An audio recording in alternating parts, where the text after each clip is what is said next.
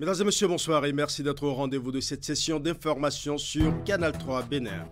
Au sommaire de cette édition, 121 827 candidats, dont 59 327 filles, planchent depuis ce lundi pour l'examen du brevet d'études du premier cycle BEPC, session de juin 2023. Sur l'ensemble du territoire national, les épreuves écrites ont démarré sans incident. Nous ferons le point du démarrage de l'examen dans les différents départements du Bénin, notamment les collines, le Mono, l'Atakora, l'Atlantique et bien évidemment le littoral. Sur le plan sanitaire, le Bénin dispose désormais d'une nouvelle politique nationale de santé communautaire, une nouvelle approche qui vise le renforcement du système sanitaire à la base à travers la prévention et la promotion de la santé et la mise en place d'un dispositif d'alerte en cas de suivi des maladies en milieu communautaire. Le point du lancement de l'opération dans ce journal. Nous parlerons également agriculture avec le ministre Gaston Dossoui qui a rendu visite à 2 pépiniéristes agréés à Lanta puis à Kovet. Cette visite fait suite au lancement de la campagne de plantation de manguiers. L'objectif de la descente est donc d'aller s'imprégner des activités sur ces sites, mais surtout s'assurer de la disponibilité et de l'accessibilité des plants en vue de satisfaire les besoins pour les différentes campagnes de plantation en cours. Voilà pour les titres, mesdames et messieurs. À nouveau, bonsoir. L'examen du brevet d'études du premier cycle BEPC session de juin 2023 a démarré ce lundi sur l'ensemble du territoire national. Dans la commune d'Abomey-Calavi, c'est le maire Angelo Arwandinou qui a lancé les épreuves écrites au collège d'enseignement général de Weto. C'est un centre qui enregistre 857 candidats, toutes catégories confondues. Teddy Goudalo pour plus de précision.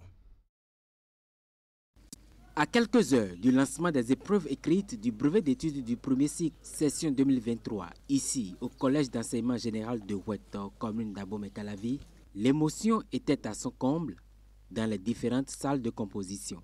Partagées entre stress et sérénité, les candidats reçoivent les mots d'encouragement de l'autorité communale venue les soutenir.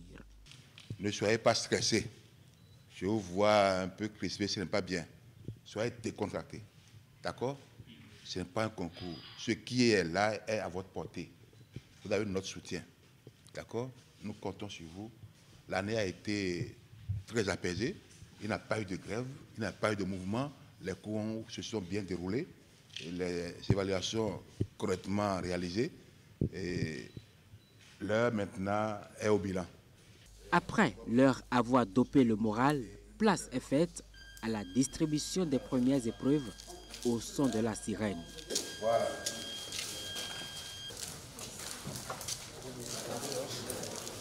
Et c'est l'épreuve de la communication écrite qui ouvre le bal de la composition.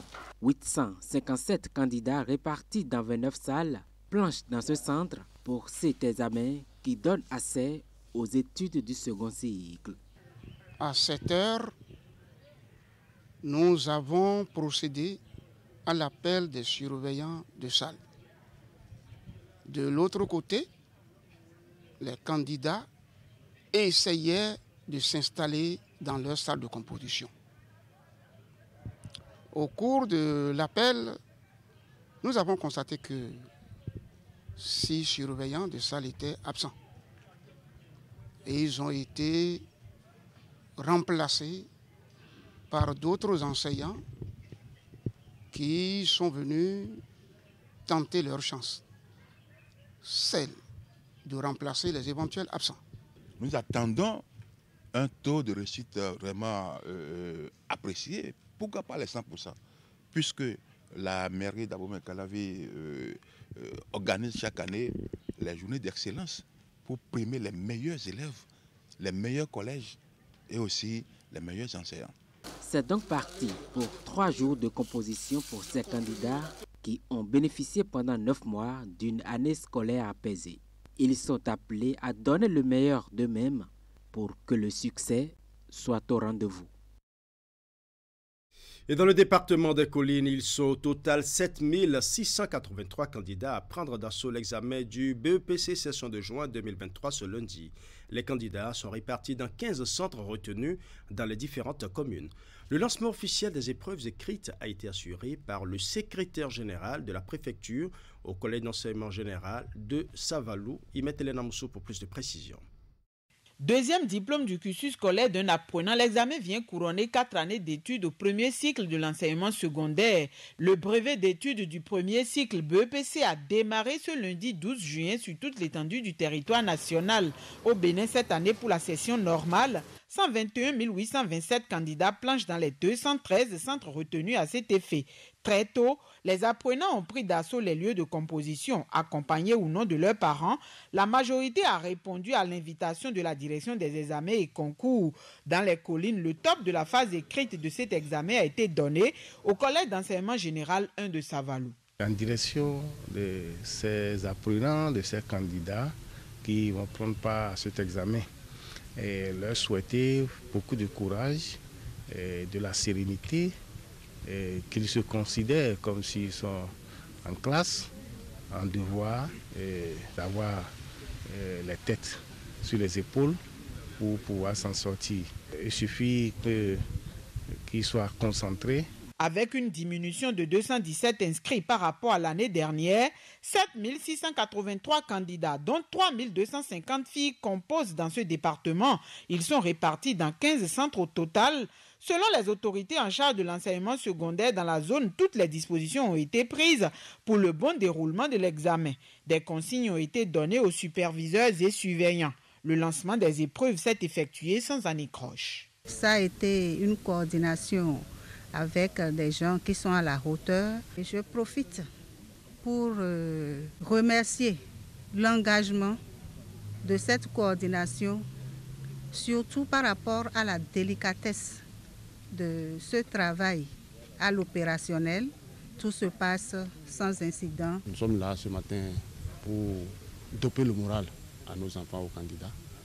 Nous leur avons prodigué les conseils nécessaires pour qu'on finisse et puis sortir tous admis.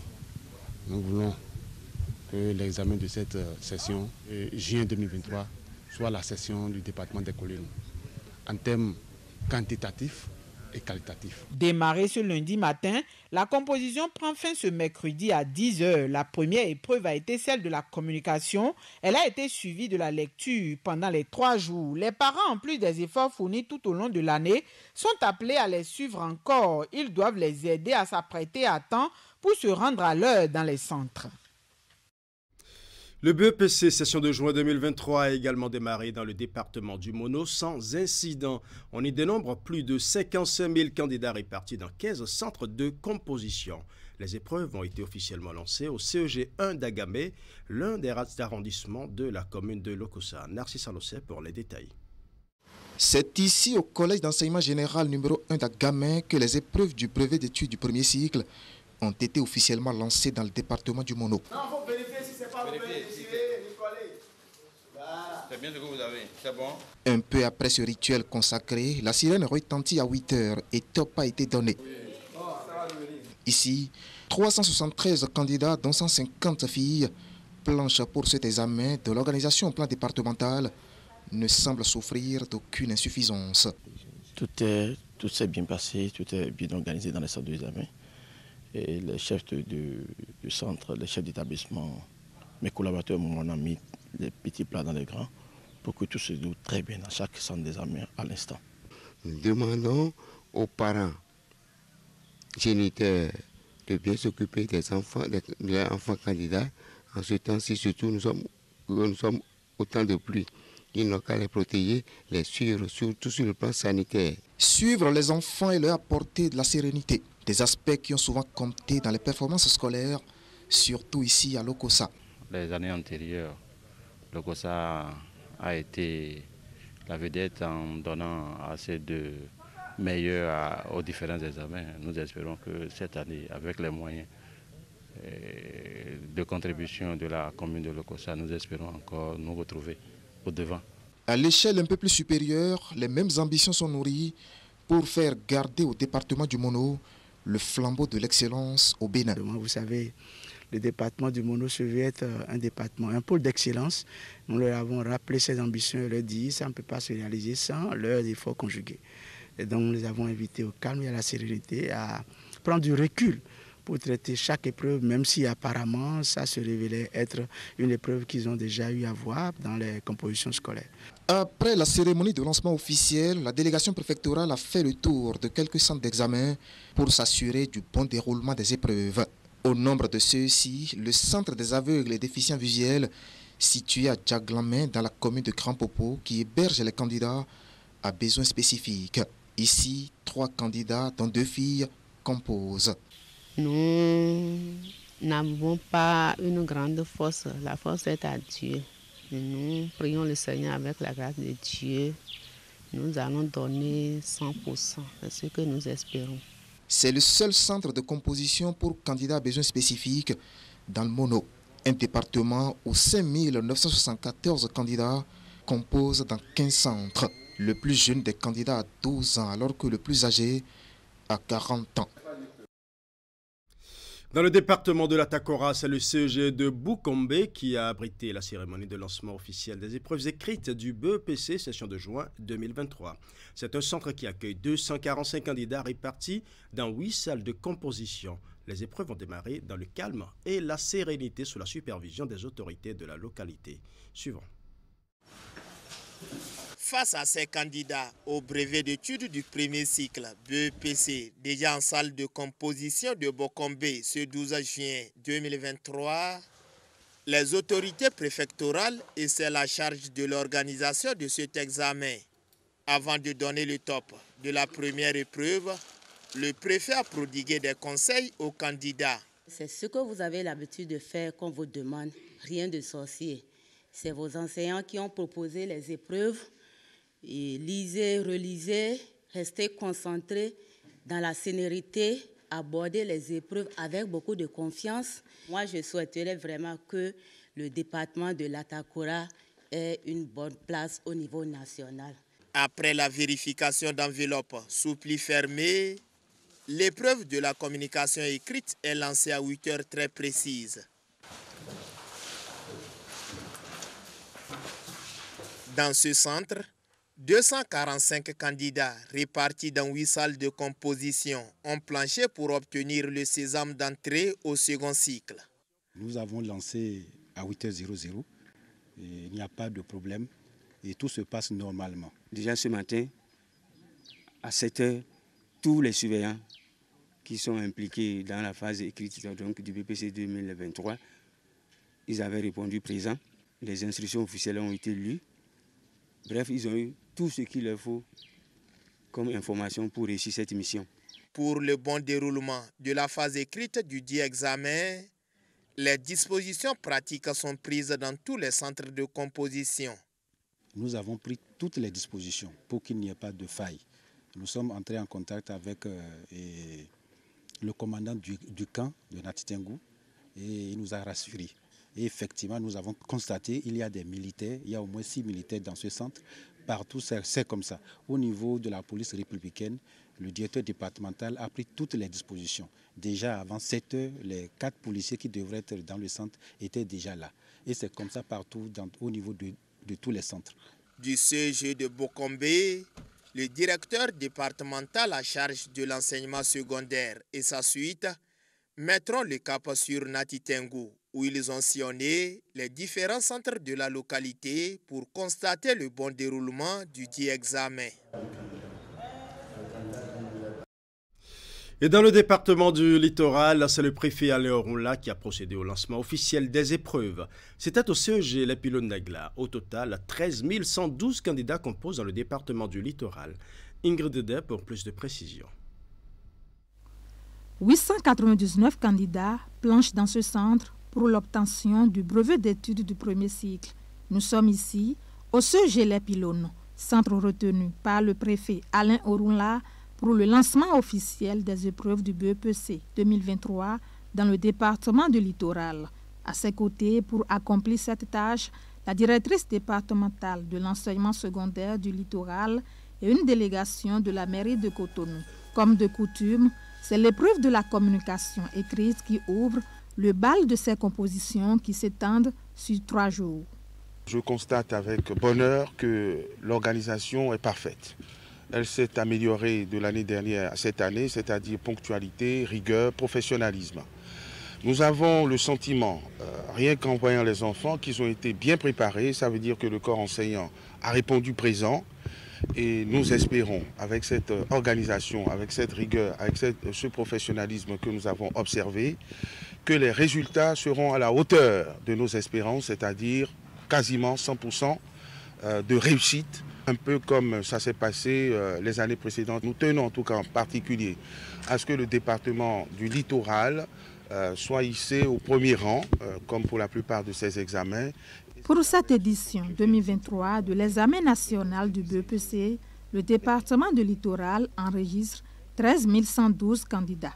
D'après les statistiques dressées à l'occasion par la directrice départementale de l'enseignement secondaire, le nombre de candidats enregistrés cette année est en baisse par rapport à l'effectif de 2022.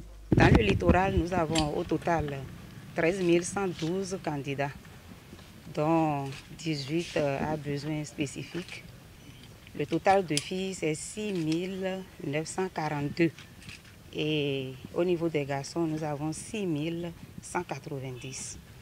Nous avons au total 16 centres. Un centre est réservé pour les candidats à besoins spécifiques. Il y a eu une baisse de l'effectif. Il y a une baisse de plus de 200. Parce que au niveau des candidats libres, le taux a chuté considérablement. Si bien qu'on s'est retrouvé à 13 112, contrairement à l'année dernière qui était de 13 338. Après le lancement officiel des épreuves au CEG Les Pylones, la délégation s'est ensuite rendue au CEG Zogbo, Segbeya, puis à Kpakpa Centre. Dans ces différents centres visités par ces autorités, aucun incident n'est à signaler. Pas pour le moment, en tout cas. Dans un tout autre registre, le Bénin dispose désormais d'une nouvelle politique nationale de santé communautaire. Une nouvelle approche qui vise le renforcement du système sanitaire à la base à travers la prévention et la promotion de la santé et la mise en place d'un dispositif d'alerte en cas de suivi des maladies en milieu communautaire. C'est le ministre de la Santé Benjamin Mpati et sa collègue de la digitalisation et du numérique Aurélie Adam Soulezoumarou qui ont procédé au lancement dans le département du Borgou. Reportage. Après son adoption en Conseil des ministres le 6 mai 2020, la nouvelle politique nationale de santé communautaire entre désormais dans sa phase opérationnelle dans les départements du Borgou et de la Libouri. Cette nouvelle politique, basée sur l'approche One Health, vise la prévention et la promotion de la santé à travers des interventions des relais communautaires pour le bien-être des populations cibles. Je me réjouis du choix porté sur mon département dans le cadre de ce lancement et l'opportunité offerte aux communes pilotes du Borgou et de la Libouri pour bénéficier de l'implémentation de cette politique nationale de santé communautaire. Environ 1500 relais et 37 agents de santé communautaire qualifiés seront déployés dans 4 communes du département du Borgou et 2 de la Libouri pour la concrétisation de ce projet qui tient à cœur le gouvernement béninois. L'USCD mène plusieurs interventions majeures pour améliorer la santé du peuple béninois, notamment la lutte contre le paludisme, le renforcement du système de santé en mettant l'accent sur la chaîne logistique des entrants. Notre coopération englobe également une composante dédiée à la santé communautaire, la raison pour laquelle nous sommes ici aujourd'hui. La vision de la nouvelle politique nationale de santé communautaire, adoptée en Conseil de ministres le 6 mai 2020, est de disposer d'un système de santé communautaire intégré, performant, résilient et périn, basé sur l'approche One Health. Elle se manifeste à travers une disponibilité permanente de soins curatifs de base, promotionnels, préventifs et palliatifs, avec la revalorisation et la pleine participation de tous les intervenants communautaires pour le bien-être de tous à l'horizon 2030. Un relais communautaire aura à charge en moyenne 200 ménages. Il aura pour mission de visiter les ménages de son aire de couverture au moins une fois par semaine pour détecter les problèmes de santé, conseiller et orienter, distribuer des intrants et produits de santé et aider à la référence des cas. Il utilisera un outil digitalisé sur lequel il enregistrera les données de santé au fur et à mesure sur une plateforme. Il rendra compte et prendra conseil auprès de l'agent de santé communautaire qualifié qui est positionné au niveau de chaque arrondissement. La remise de moyens roulants et d'équipements aux agents de santé communautaire qualifiés ainsi qu'au relais communautaire a mis un thème à cette cérémonie de lancement de la nouvelle politique nationale de santé communautaire au Bénin. Parlons agriculture à présent avec le ministre Gaston Dossoui qui a rendu visite à 2 pépiniéristes agréés à Lanta puis à Covey. Cette visite fait suite au lancement de la campagne de plantation de manguiers.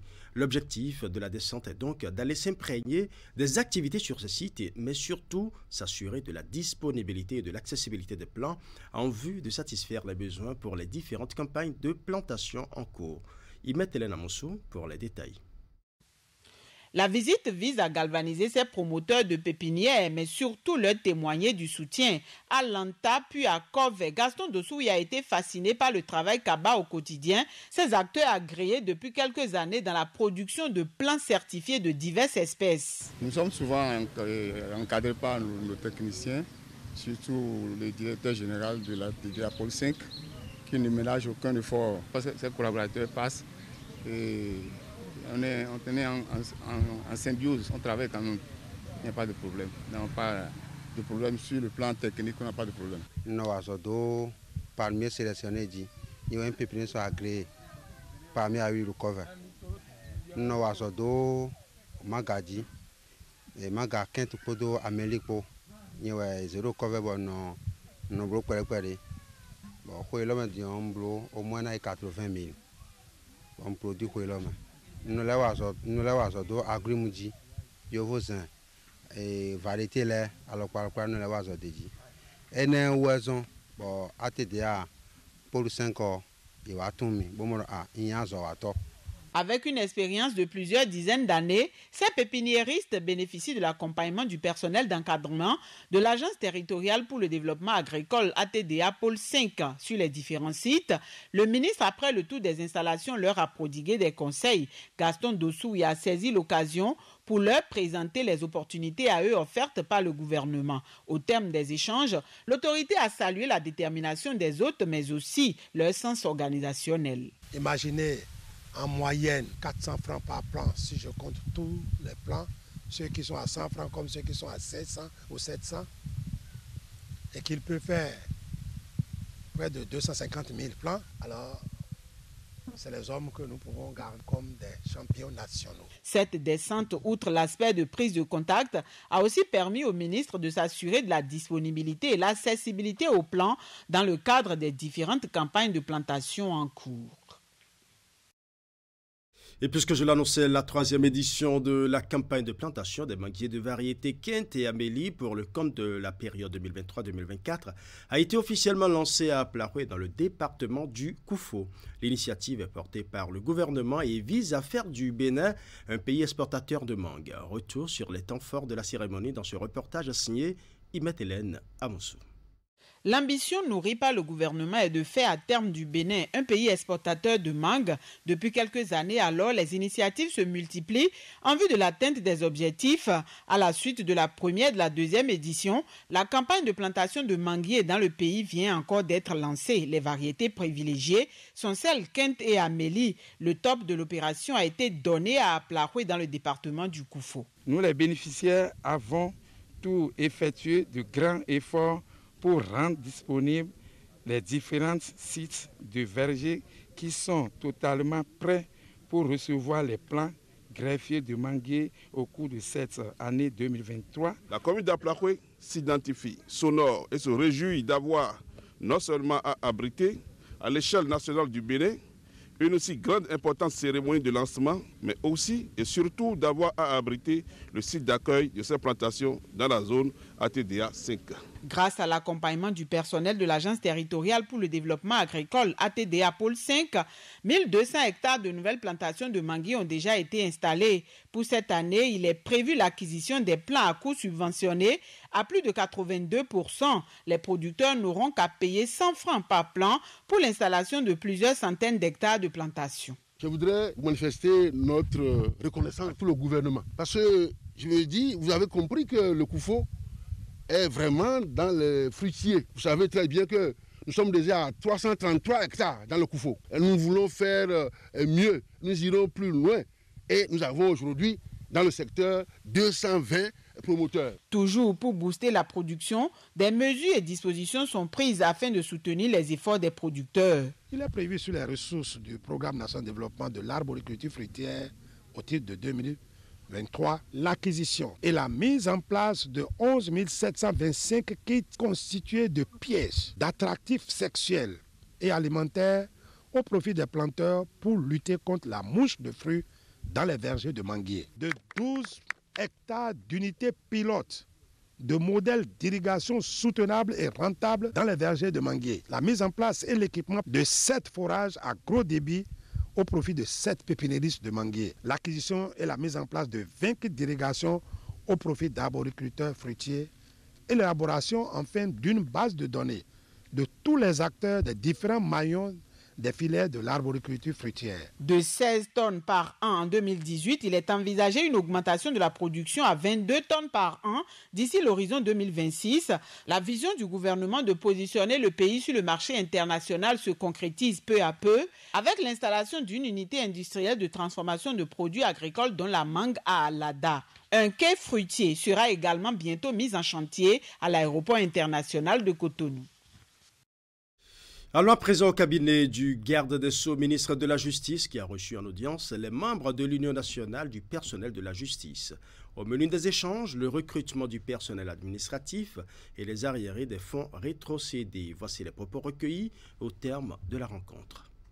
On a proposé au garde des Sceaux une garderie pour pouvoir gérer des cas de certaines femmes qui ont des enfants.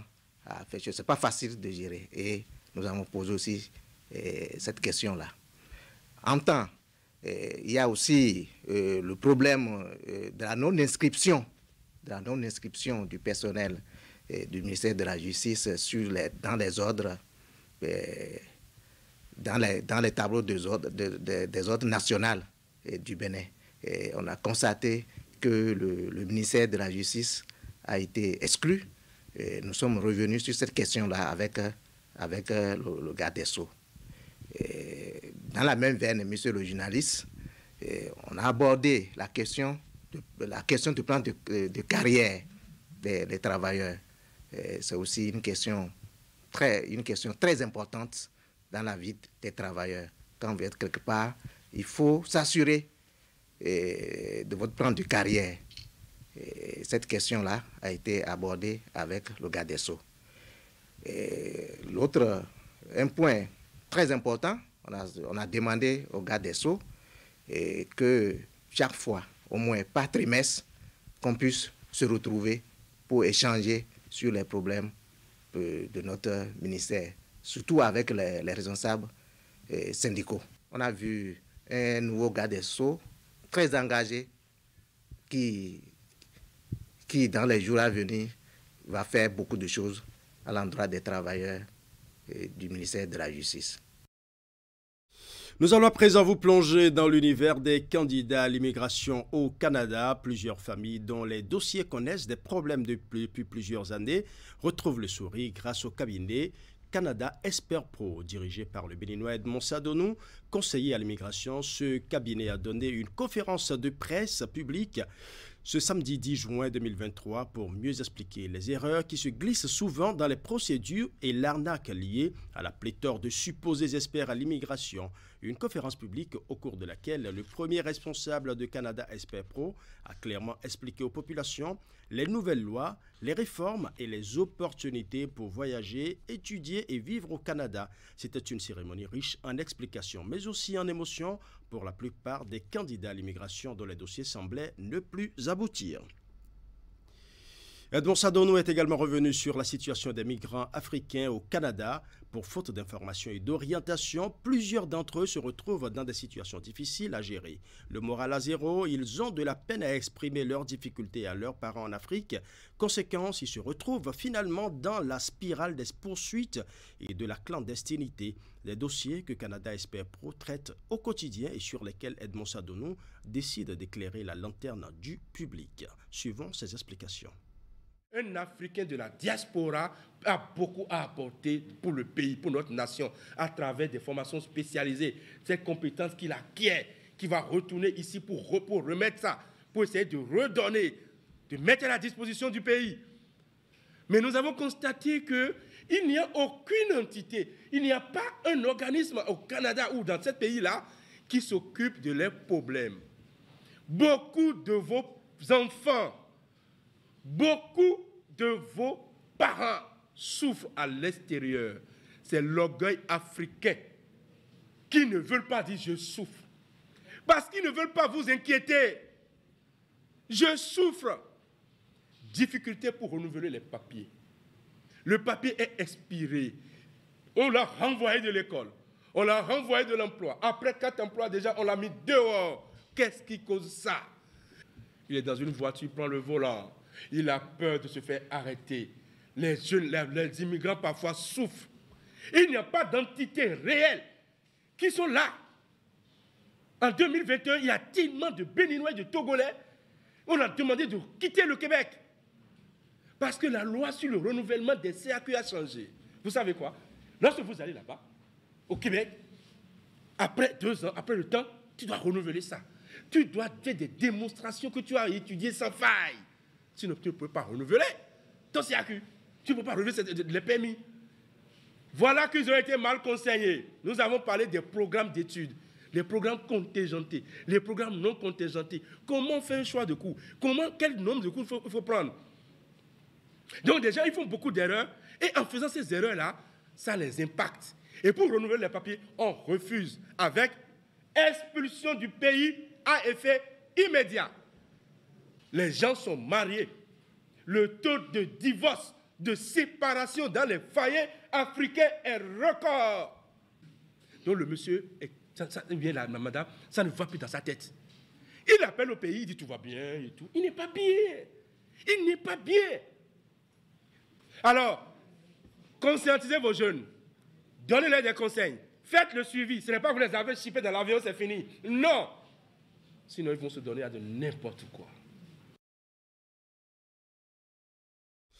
Voilà, ce sera tout pour ce journal. Merci pour votre aimable attention. Bonne soirée chez vous.